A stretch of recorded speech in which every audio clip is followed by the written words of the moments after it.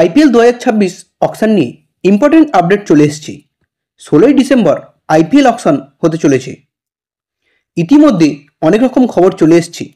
সবথেকে প্রথম গ্লেন ম্যাক্সওয়েলকে নিয়ে। আইপিএল 2026 অকশনে টোটাল 1355 জন প্লেয়ার নাম রেজিস্টার করেছে। সেখানে গ্লেন ম্যাক্সওয়েলের নাম লিস্টে নেই।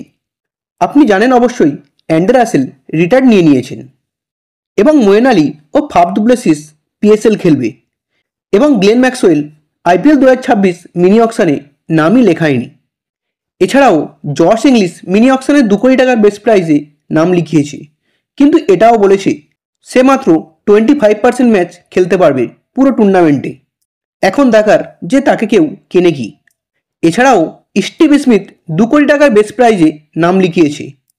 এছাড়াও 2 কোটি টাকার বেস্ট প্রাইজে অনেকেই নাম লিখিয়েছে। Cameron Green, Ravi Bishnoi, Venkatesh Iyer, Mujibur Rahman, Naveen ul Haq, Shane Abbott, Jake Fraser McGurk, Mustafizur Rahman, Tom Banton, Tom Curran, Ben Duckett, Livingstone, আরও অনেক প্লেয়ার। এরকম আরও ক্রিকেট নিউজ পেতে এখনই চ্যানেলটিকে সাবস্ক্রাইব করুন।